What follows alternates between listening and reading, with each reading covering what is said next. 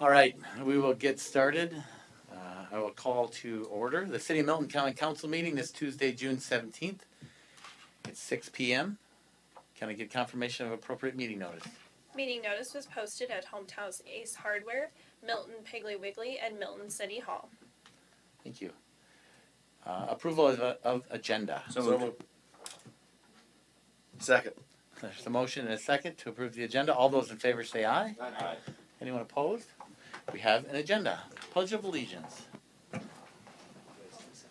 I pledge allegiance to the flag of the United States of America and to the republic for which it stands, one nation, under God, indivisible, with liberty and justice for all.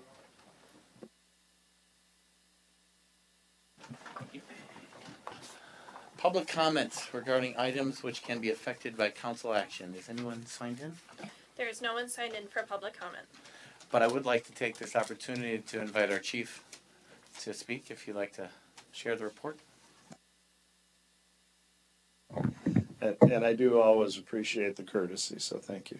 Especially because I'm the duty officer tonight, so I had to run out the door anyway. So, you have the May board report in front of you with activity through the month of May. You'll notice, I think last month we were about 18% year over year. We're down to only 8% year over year. What that really reflects is it's starting to calm down a little bit. Now, that's a dangerous thing to say in the emergency services world, but at least May was a little bit more rational. City of Milton itself, you had 56 911 incidents for the month. The average response time was actually 4 minutes and 54 seconds. So that basically means the majority of them were on the west side of the city, obviously a little closer to the current building. Not really. In fact, as I look at it, you're 31.3% for this year. You were 31.2 last year. So you are dead on with kind of, quantity and that kind of thing. Prevention and inspection activity going really well. Staffing, we did lose one individual in a hiring process by another department, but the grow our own philosophy that we have and, kind of the feeder system that we've built for ourselves, the replacement person actually started today. So that's working out. Down below, just the thing I've been pointing out to all the municipalities under the personnel section, our new interns will be starting on July 7th. There are 4 of them that came from the city of Milton as part of the cadet program, wanting to move into the intern program, which is a really cool thing. I mean, that's exactly what we're trying to build is the interest, within the communities. So that's really good. We actually have 7 that will be starting in July because there was a couple of vacancies that were open. So good group of young people. Always a lot of fun when you can bring, a bunch of young people in that just keep asking why about everything. So that's a good thing. On the backside, financially, we're doing well. And it's staying in the green. I suspect I've said this here probably 5 times so far this year. The issues we were having the last couple of years were exclusively a West issue. The Western municipalities stepped up, and we're seeing the results of the additional funding that they put in, and we're doing well. So that's a good thing. One big fire during the month was a barn fire down in Johnstown. That was electrical. A lot of times there's questions as to how that stuff happens. That one was totally electrical. Community activities, there's a lot going on during May, which is kind of a good thing. Obviously, we had the Milton House activities, but we were in both high schools, Edgerton and Milton, for their career days, for their juniors and seniors. Had about 300 contacts there. And then we do an awareness program. It's called Fire and EMS Day with Edgerton Middle School to start sort of trying to drive some interest in the middle school years of somebody when they're trying to figure out what they want to do with their life. And we're talking about trying to then bring that over and introduce that into the Milton schools as well. So a lot of fun, a lot of great activities. The one thing, 2 to go here, we did do a very, very large water rescue exercise out on Lake Koshkonong. we had not exercised, if you realize, there are two fire departments, Fort Atkinson and Lakeside, that protect and do all the emergency rescue on the lake. There are two law enforcement entities in Jefferson County Sheriff's Department and Rock County Sheriff's Department. There is the Lakes Patrol, and then there's DNR. So coordinating the activity of six, in essence, different organizations around one event can be a little challenging. A lot of you know Jeremy Parker. If you bump into him downtown sometime, tell him that he did a great job, because he did. He put this exercise together. There were over 50 participants in terms of responders. In the incident, we threw at him, I believe, 11 victims. It was a simulated T-bone crash of two pontoon boats. We had 4 children, the youngest of which was 7, that agreed to participate. And they did a phenomenal job. I mean, we told some of them they had to be uncooperative. We told some of them they had to act like they would if they'd had too much before they got in and drove the boat. And then other people, right? Everybody played their role, did a really, really good job. The exercise was an absolute success. It really went well. We're glad. We had not exercised anything out there prior to COVID. Right, so it's been 4 or 5 years since we've run a full exercise out on the lake, and this really went really well. So nice job to everybody who was involved. Some lessons learned, some things that we realized we got to fix, but that's what you do those things for, right? Is figure out what you got to work on. The last thing is then on June 26th, and Eric, I don't know if you said anything to the council about the 26th, or is now the right time to? Go ahead. At the end of each of the major phases of the fire station project, we've brought all the municipalities together, along with the district board, to hear from the architect sort of the results of that phase. The phase that we are wrapping up is the design phase. So we have the final designs, or at least recommended final designs, on all 4 of the stations. So on the 26th, last time we did it over on the Edgerton side, so this time Milton High School is giving us their event area right inside the main doors there in the high school. Wendell will be there. They'll do a comprehensive report on all the design phase activities. And then now, because we have the construction manager on board, we had JP Cohen do estimates from a builder's perspective as to what things would cost. So you'll have the architect's version of what things should cost. You'll have the builder's perspective, which is exactly what we want, right? We want to make sure we've got the best information, the most realistic things. So that'll happen the evening of the 26th. All of the elected officials from our 11 municipalities are more than welcome to come. That's why we're doing it in a much larger venue. If you want to come, you want to hear, you want to ask questions. What the board has decided is that they will not take formal action the night of the 26th. We want to build in about 2 weeks in between, so if there's follow-up, if people have questions about why is that green instead of purple or whatever it might be, we've got time to answer any questions that might come up on the 26th, and then the board will be taking formal action on the final designs on the 10th of July. So you're more than welcome to come and take a listen to everything that's gone into it. All I've got.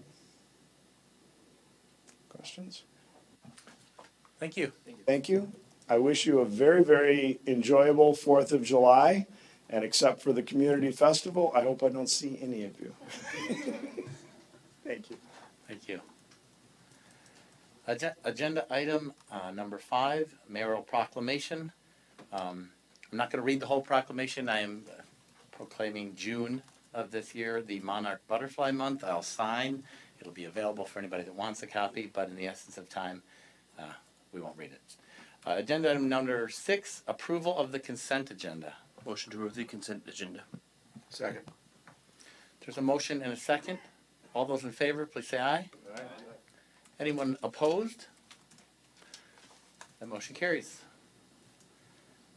Number 7, discussion and possible action regarding parking in parcel V23-1 1028.1. Mr. Rippinger brought to the attention of the council at the last meeting some concerns he had about the parking back on the block between Greenman College and Parkview. We did not have an opportunity to speak about it since it wasn't on the agenda, so it was placed on this agenda. Mr.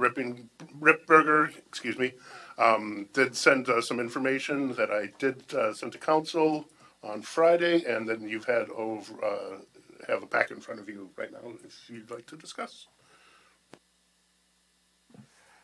I guess from my perspective, I've talked to the chief a little bit, police department, about some things, but I think this is going to reach outside of our collective expertise. I'd like, if we're going to have this, because one of the city owns the lot, and then but people are using it privately, and then there's some abandoned vehicle issues, and then there's just general blocking of buildings.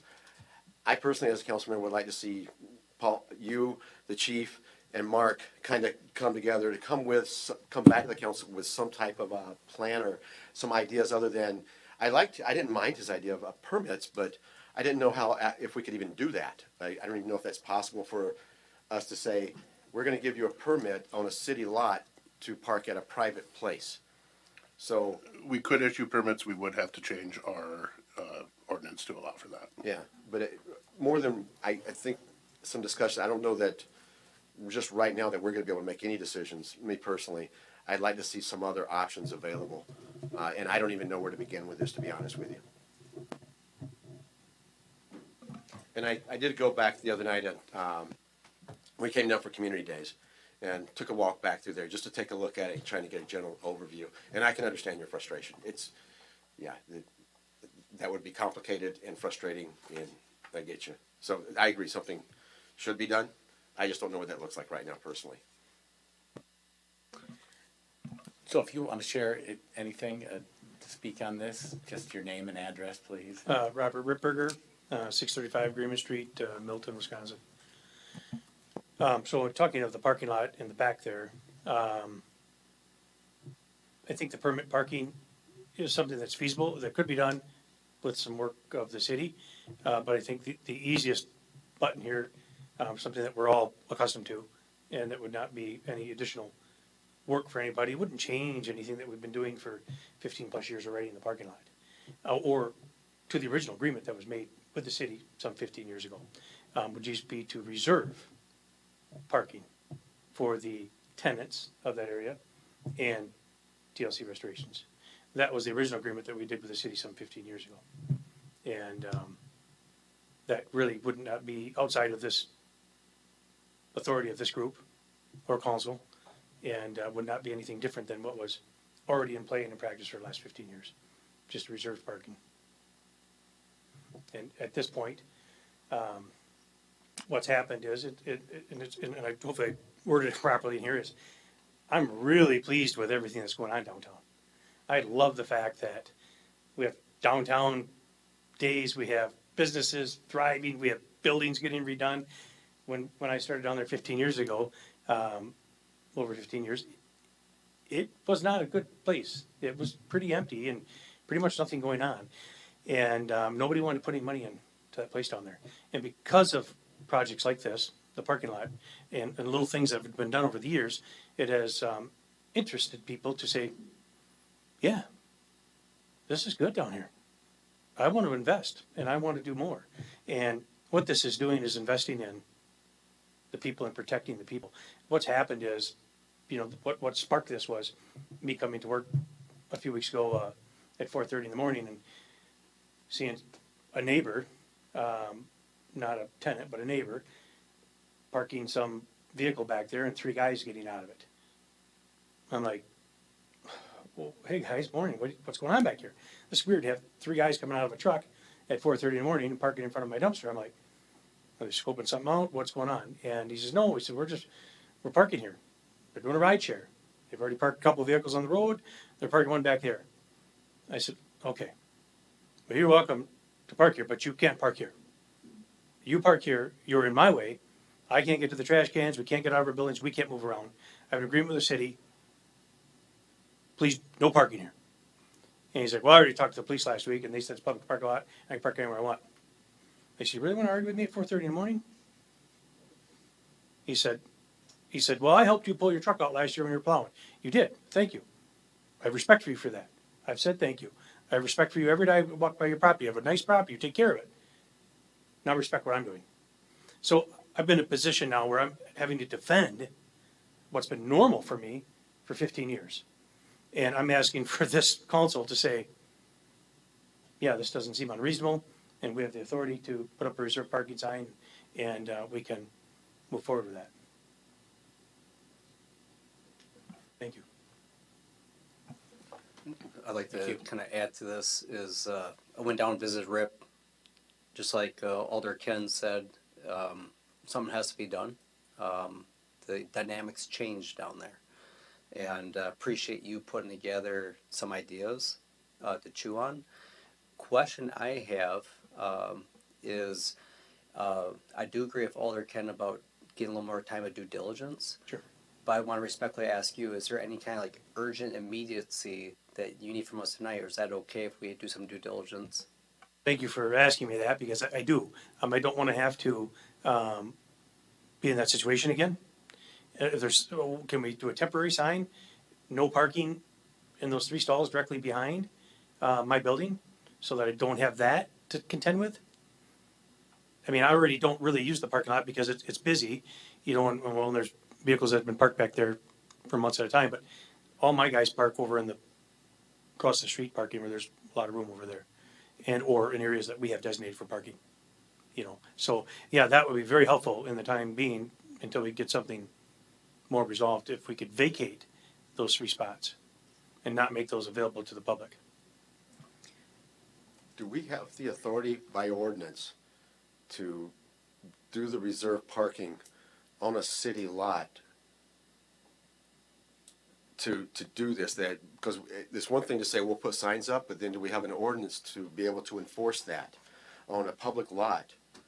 To put, you know, because I don't want to say, yeah, we're going to do this, and then you get frustrated because the cops come over and go, well, yeah, there's no ordinance that says that I can cite them for this offense, and then you're right back here at square one. Thank you. Do we have that authority to do that as a city, and do the ordinances allow that? We'll defer to our attorney a little bit, but we can place no parking on our streets. I know that for sure. I don't know why a public parcel that we own, we could not park no parking on at certain areas. Well, typically that's for a special event for a set amount of time. Parkview's no parking. We just changed no parking on across from the Quick Trip. Okay, but there's a difference, and I'm not trying to be argumentative, I'm trying to make sense. Yeah, There's a difference between no parking and reserved parking. No parking means he can't park there too.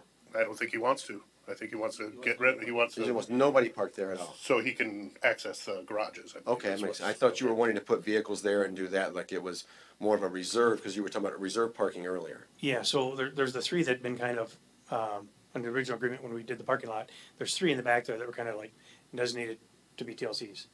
And we just never put signs up. But, and it's never been an issue. It was just kind of, everybody was aware of it, and we didn't have any issues. And so what's happened is, since then, we've expanded our business and built a few more buildings. So we're in and out of them, and we're using that back lot daily to be moving around with what we do. So what's happened is those 3 are now, we can't use them. We can't park there. And if anybody else is there, they stop us from doing our day-to-day work. And I'm asking, and I'm not asking now if that's too much or whatever. I'm asking that I still get 3 back there, but vacate the 3 that I used to have that are directly behind my building, so I can at least operate my business for now and not have to worry about coming in the morning and having, 3 vehicles parked there. So I have a couple of comments and then a couple of questions Yes. for you. So I think majority of us walked through there, got eyes on the situation. At the time that I was there weren't many cars in the parking lot. So when are you seeing these issues mostly, and how many cars are normally in that lot at different times of day? Great question. Typically, that lot is never full. I don't know that I've ever really seen it full. And typically, when there's the 3 spots that I'm asking about being for reserved for TLC, typically those are, there's been for the past 6-9 months, 2 vehicles there that just don't move. and there's still empty spots in the other areas in the parking lot. So typically it's not full. Okay, thank you. And I also want to take some time to figure out the best solution for Sure. this. I have some concerns about the permitting process if we were to go that route, council. There's a lot of tenants in that space, both commercial and residential, and I don't know how we would equitably figure out who gets a permit back there, because there are buildings that have a quote unquote parking space at the back of their building, but it's not a marked parking space, it's just their private property. So would they still get a parking space? Would they not? There's different bedroom apartments on above some of those commercial spaces, so how many spaces would those places get? So I don't know how that would look, and I think it'd be a huge challenge to do that correctly. Did you mention that there was reserved parking back there already? There are 3 spaces marked. Yes. Yep. So Mark Warren, he was one of the gentlemen that helped put this together. I knocked on his door and met him some 15 years ago. And because he makes signs and does different things, he made signs for his area. And he asked me 15 years ago if I wanted signs. I go, I don't think I need them, but thank you. So it was just something that he did. And again, it's been respected and it's worked. And nobody parks there except for people that were in the American Awards building. It's just worked. I just chose not to put signs up, and so did the other neighbor. They chose not to put signs, and it was just kind of an agreement that everybody had. But times have changed, and now it's time to relook at it. What's stopping you from putting up signs now? Absolutely nothing, other than it's not legal. Yeah, none of these hold any weight, though. None Right. of these, Just like the business parking isn't really enforceable either. So Agreed. He'd have to put up posts to hold the signs, which would block his view or his I won't ability say to this get in. publicly, but I've already put up a sign in front of one of my neighbors that says no business parking because I don't want my customers parking in front of his house for respect. So I have put signs up in the city, and I've done it just to be respectful of my neighbors. So Have you found the agreement? The paper document? Is that anywhere out there? with the city, no, it was just so we would have to go back to the minutes and the discussions of the meetings, or you could talk to Howie, you could talk to Mark Warren, you could talk to anybody that was part of the, original agreement. There's people that were there. So it's not recorded on any property? I don't know that much about, Okay. I was pretty naive 15 years ago. We were just tickled that we were getting a parking lot. Yeah, these are mine, these are yours, this is great, and it's worked good 15 years, and here I am today going, shit. Fair. Okay, thank you. staff has looked for minutes as well, and for any agreement, we could not find any. Okay, thanks. Used to meet in the basement at the library, public library. So basically, we're running a little blind on this, and we need to rebuild this and try to get some type of formalized agreement and If, understanding of how to move forward from this, because it's gonna need to get formalized if we're going to start putting up enforceable, no parking, reserve permit parking. I mean, all of that is great to say that we can do that, but then enforcing it, like you said earlier, is gonna be the end result. Because if people have gotten used to doing, like you said, you got used to doing things for 15 years. And now in the last few years, other people have gotten used to doing things. So now we've kind of got to start breaking some habits, but in order to do that for the city, we have to have formal rules for the officers to be able to enforce. Otherwise, we can't break those habits. To be honest with you, if this is like waiting another 30 days, it's not gonna be a problem, just leave it the way it is. I don't have a day-to-day problem. I had the one instance that was kind of what's going on, but as a general rule, it's pretty well known. People don't park there, it's pretty fair, and, so if it's a problem, we need to look into something. I mean, we don't need to do anything right now for me. I appreciate your time, and looking into it is enough. I can live another 30 days. So when you're talking about those 3 spaces, you're wanting primarily access to your buildings, not parking. Is that what my understanding is? Yeah, so there's, in the back, in one part of the parking area, there's 6 parking stalls.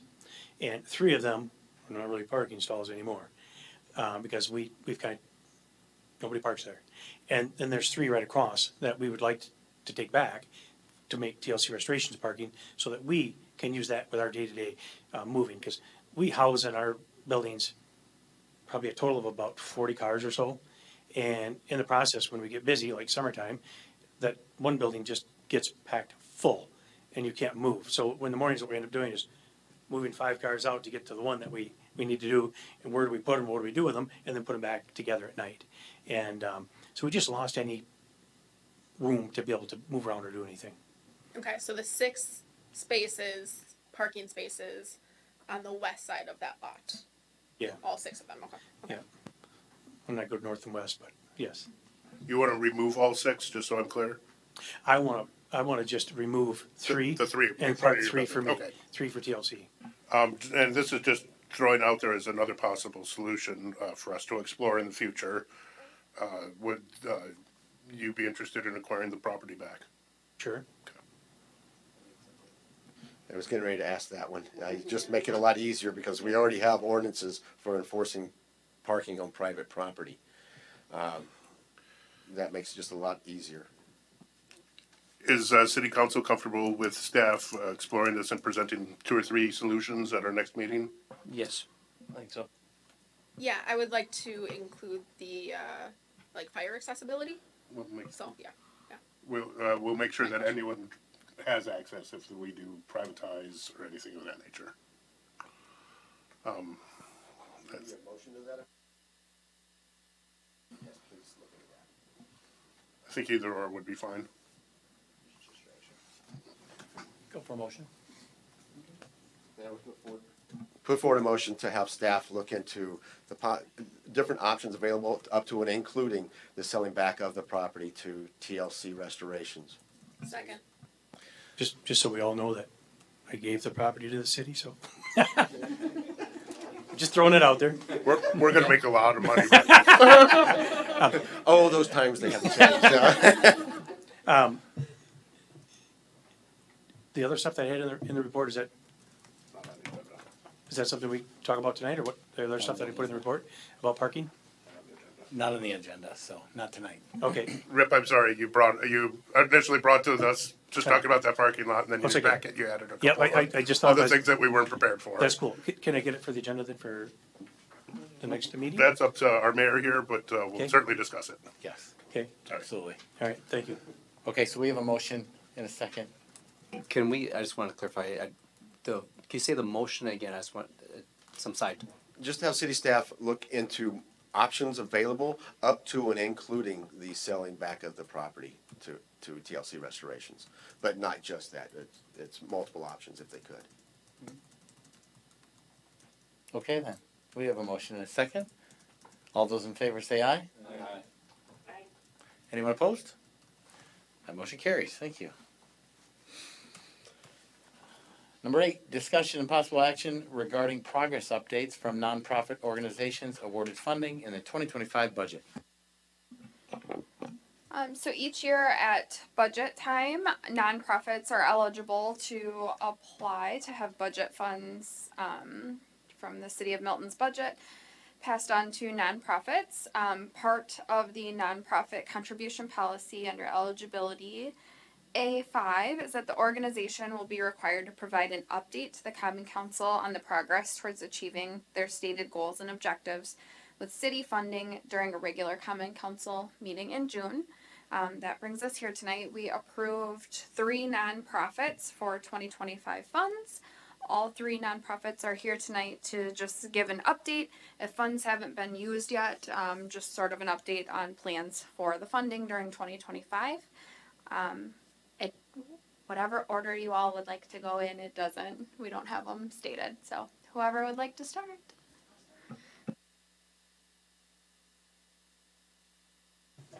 All right. My name is Keaton Kloss. I'm the executive director of the Milton House Museum. So yeah, in 2025, we got $10,000 from the city of Milton. What we have traditionally used that funding for, I've been with the museum for about 5.5 years now, and I know we are getting that funding. Prior to that was primarily to hire summer staff to do tours. So throughout the year, we rely heavily on volunteers to do our tours, but basically the months of June, July, and August are our busy season, and that's when we hire high school and college students primarily to do tours. And so I know kind of before I came, we would use some of it for that, and then any leftover we would use for marketing. And I would love to say that we had some leftover for marketing, but it doesn't even cover what we pay our summer staff anymore. So summer staff just started last weekend, so we're in full swing. I believe we have 6 this year.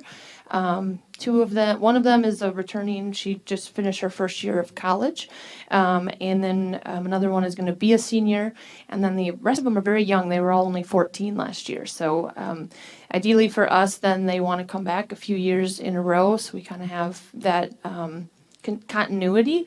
And so this funding definitely helps us be able to offer these kids some pay, which is unusual for a nonprofit and for a museum. And part of why the funding is not doesn't cover as much as we've tried to, even though minimum wage is very, very low, we've tried to make it a little bit more appealing for them and worth their while to come and do tours. So that's where we are with the funding on that for 2025. So I don't know if anyone has any questions. Are these local kids or are they from out of town? Nope, they're all from Milton. Yep. Thank you. Thank you. Who's next?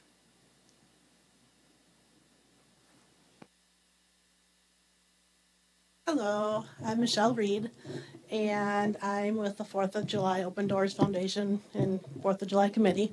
We got the money donated by you for 4th of July, and at this time, we have not used the money. We're still in the process of getting everything together. So there's nothing to report at this time. So if you have any questions. Okay then, thank you. Thank you.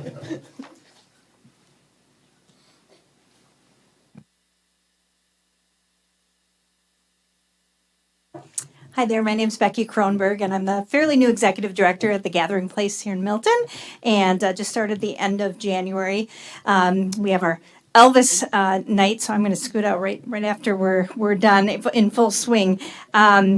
We have community programming and programming for seniors happening every day at the Gathering Place. We offer about 150 to 200 classes and programs per month, and those numbers are certainly growing as we add additional activities.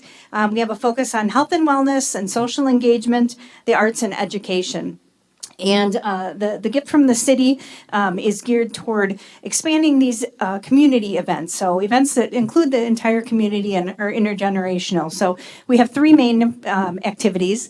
One has started with our first concert last Thursday, the 12th. So we have our summer concert series offering 7 free concerts to the community, thanks to this funding as well as sponsorships.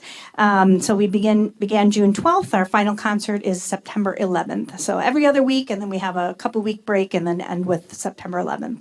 And then we have 2 programs that have happened before, but we're really planning to beef those up this year. We have Pumpkin Fest, which will be Sunday, October 5th. That is going to be an entire community event utilizing our gathering green space and kind of utilizing that outdoor space. And involving seniors as well as their families and other youth. So doing a host of activities and programs for that particular day. And then also an Afternoon with Santa event too, and that will be in early December. Don't have the date right off the top of my head, but again, beefing that event up from what it has been, adding additional programs, et cetera. We have thousands more that participate in community programming, but about 600 members at the Gathering Place, and that, like I said, that number is growing, and they're utilizing our weekly and monthly programs. So we're seeing a lot of growth. We're getting about probably 3 to 5 new members signing up each week. So continuing to see people primarily from this Milton community and kind of the greater school district area utilizing our programming. Does anyone have any questions? Thank you. Thank you.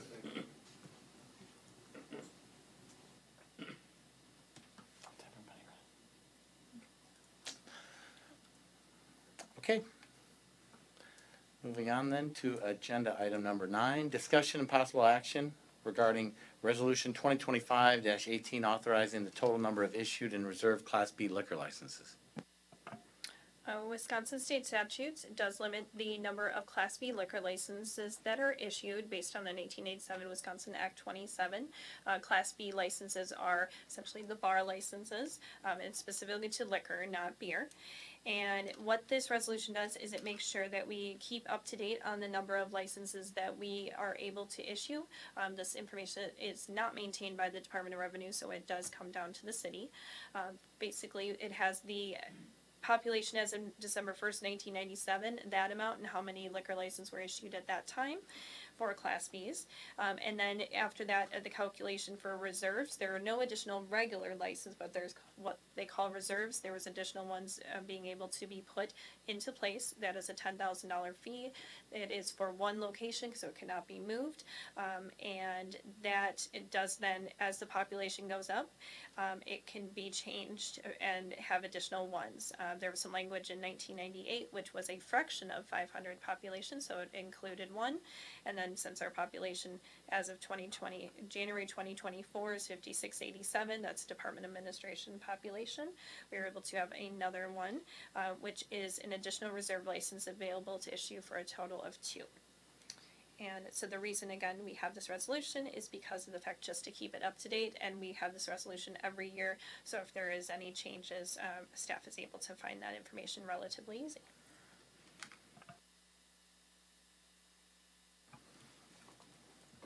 Any questions or comments or motion? I make a motion to approve resolution 2025-18, authorizing total number of issued and reserved Class B liquor license. Second. All right, there's a motion and a second. All those in favor, say aye. Aye. Anyone opposed?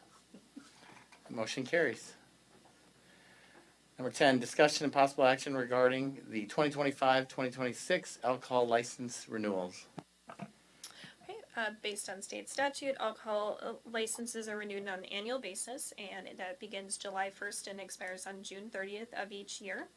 All of the applications are subject to a background check by the City of Milton Police Chief, and also I review all of them to make sure the information is accurate.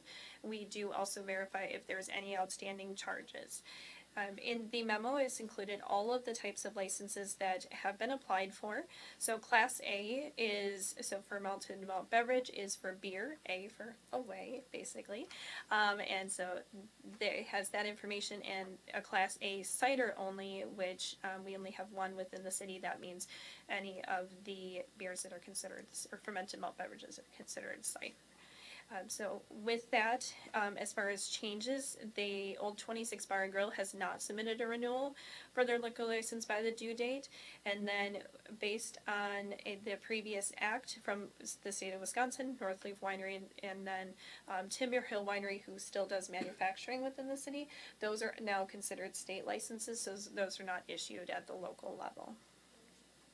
If the council would like to approve these renewals, then we would request that they are pending any outstanding charges due to the City of Milton.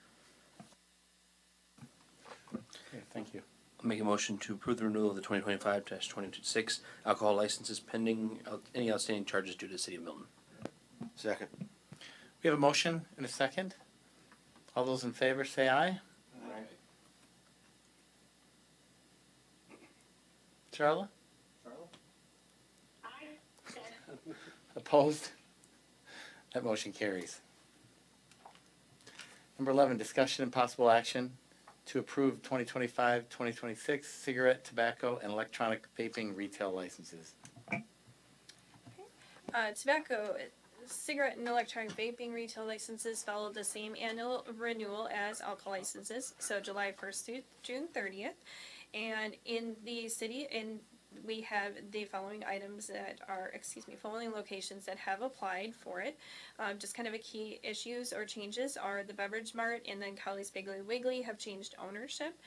All of these organizations have filled out the applications and were submitted again to the background check, so there is no issues from city staff at this point. For this one, I would also request, if the council were to approve, that they would do complete the motion pending any outstanding charges to the city of Milton. I'd like to make a motion to approve the 2025-26 cigarette, tobacco, and electronic vaping retail licenses pending background checks. Second. We have a motion and a second. All those in favor say aye. Aye. Opposed? That motion carries. Agenda item 12, discussion and possible action on 2025-2026 outdoor display of merchandise license. So the outdoor display of merchandise license, that was something that the council had approved, and is an annual renewal also, which we chose to switch that to the July 1st through June 30th for ease. And what that means, the outdoor display is on public sidewalk. So it is an annual $10 fee. With that, Katie Gallman of Elmside Goods, 231 Parkview Drive, has applied for that.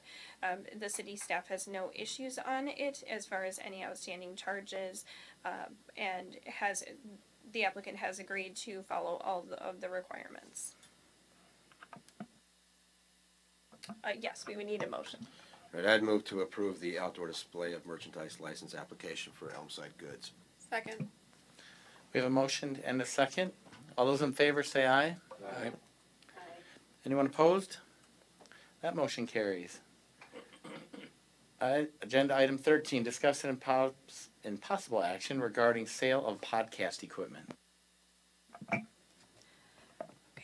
In 2022, the Historic Preservation Commission had in their work plan an oral history project. At that time, there was 2 podcast starter kits that were purchased for a total of $798. That is included in the allocated amount of the budget that the council has set to the commission. At this time, the commission decided not to move forward with that project because there were other organizations doing a similar project. So with that, the commission has stated that they would like to sell that podcast equipment. So the normal process that the city has used in the past is using the Wisconsin surplus auction for any items that are no longer needed or declared surplus. Rubber Duck Winery, previously called the Northleaf Winery, has expressed interest. The Historic Preservation Commission has requested council review this sale of $550 to Rubber Duck Winery. Some of the advantages that were listed by Historic Preservation Commission were that the items would be stay with a local business within the city and also at a historic site. And staff does not have a recommendation on that. If the sale is approved, then the proceeds will be added back to the Historic Preservation Commission budget. Any discussion on this? Questions? Thoughts? I make a motion to approve the sale of the podcast equipment to Rubber Duck Winery for the value of $550. Second. There's a motion and a second. All those in favor say aye. Aye. Anyone opposed? That motion carries. General items. I guess we'll start with committee reports. If anybody has one, something to share. You guys saw everything from the Plan Commission tonight, so, no. And you just took care of the item for the Historic Preservation Commission. Okay. Thanks for all that energy. Anything else positive? Okay. Staff reports. Go ahead, Kelsey. We received our final audit the end of last week, so not in time for this agenda. So you'll see that on the next agenda. And then I think Paul sent out information and more information to come on an upcoming borrowing to take care of all of our purchases that have been approved so far this year and will be coming down the pipeline as well. So you'll see more on that on one of the July agendas coming up. The first one? Second one. Okay. Thank you. Paul. Well, I just crossed that off my list, but Mike Bothan and Bothan's concrete leveling just got a site plan approved at the Planning Commission. That's going to be down on Arthur Drive, just on the south end of town right there. YMCA had a celebration last Friday with the chamber. They had a ribbon cutting for the land donation that the city made. It was quite a nice attended event. And then third, I'm working with a nonprofit company to hopefully get them to donate some solar panels that we can install on city buildings. That's cool. All right, thank you. Jenny? I'm gonna say I don't have anything that hasn't been included on the agenda this evening. Wow, awesome. Okay, so team building exercise, short and sweet. What was the first thing you thought of this morning when you woke up? First thought? And it needs to be appropriate. My wife. Okay, good. First thing I thought was, man, it's early. I woke up a little earlier than usual and debated whether to go back to sleep or get up, and I decided to get up.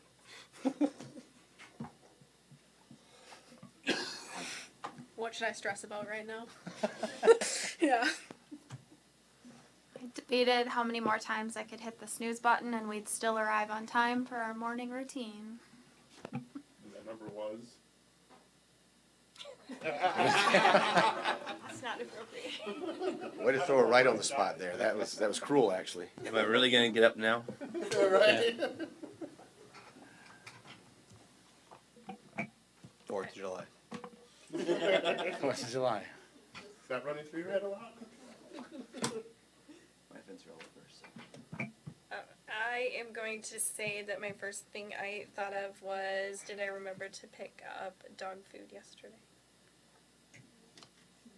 So did your dog.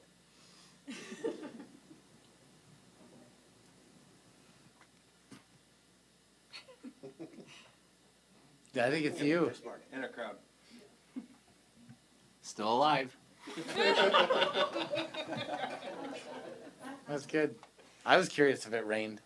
I've got some new grass, so I was curious if we had rain last night. That was an honest thought. We get everybody? Any thoughts?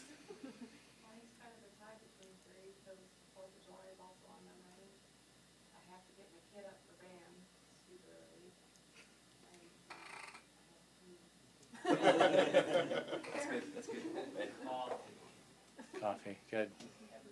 For some of us, that's 2 a.m., 4 a.m.